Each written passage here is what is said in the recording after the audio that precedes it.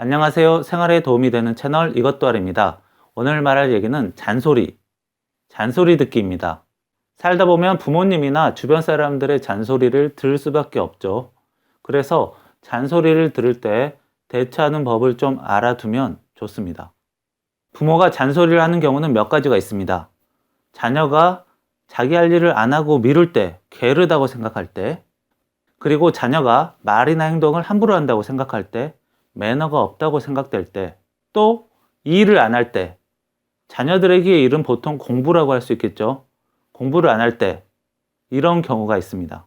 잔소리를 들으면 어떤가요? 괴롭고, 짜증나고, 화나고, 실제로 부모가 잔소리를 하면 자녀가 그 말을 듣고 그 말을 따릅니다.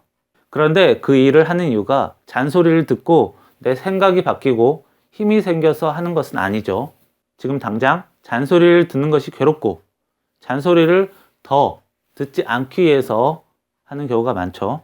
그래서 잔소리가 없는 상황이 되면 예전의 상황으로 바로 돌아가기가 쉽습니다. 만약에 부모의 잔소리를 듣고 내 행동이 바뀌려면 부모가 한 말이 나에게 공감이 돼야 돼요. 너의 책상 좀 정리해. 안 그러면 너 생활하기 힘들어질걸?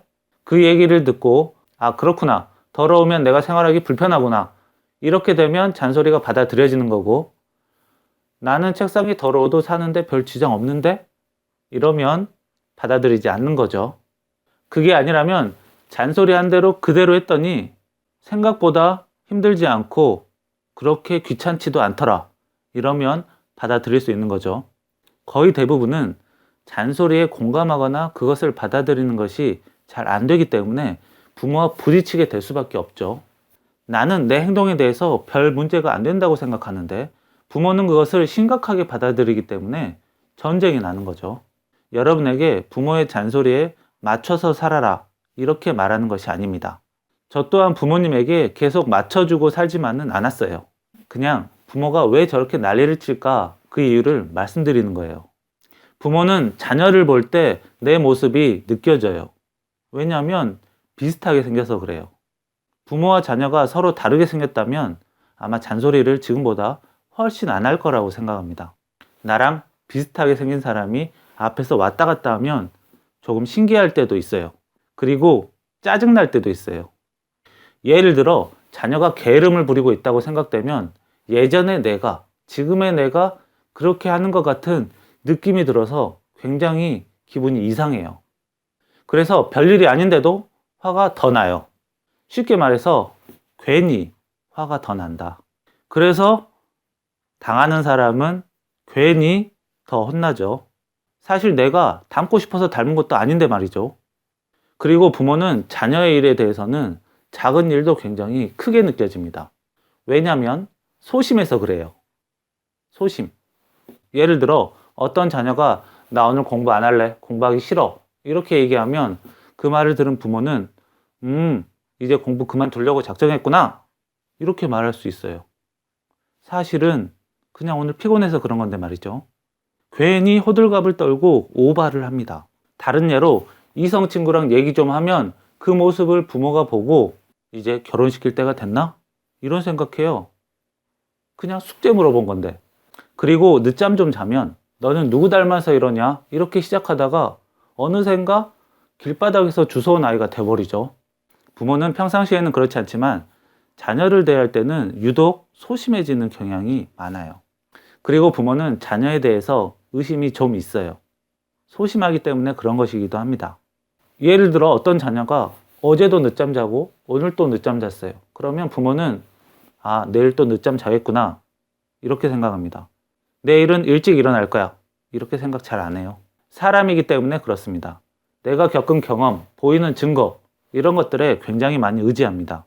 그래서 부모가 자녀를 무한정 믿는 것이 아니라 어느 정도 범위 안에서 믿는 거예요. 평상시에 성적을 60점, 60점, 60점 이렇게 맞아오는데 다음 성적은 100점일 거야. 이렇게 믿어주는 게 사실 안 됩니다.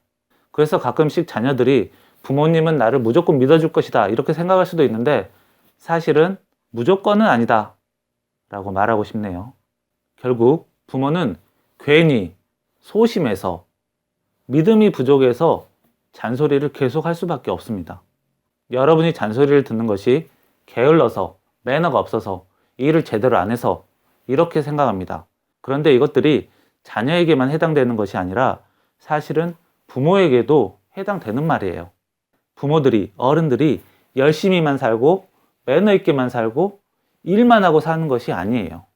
그냥 부모들이 여러분보다 조금 더 노력한다고 해서 잘난 척 하는 거예요. 부모는 사실 자기 자신의 미래를 몰라요. 그리고 자기 자녀의 미래도 모릅니다. 그냥 아는 척 하고 싶은 거예요. 왜냐하면 부모는 여러분들에게 초보일 수밖에 없어요.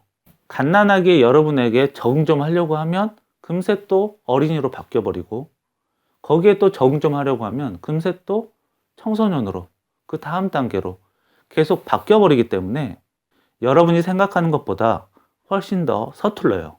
그런데 안 서투른 척 하고 싶은 거예요.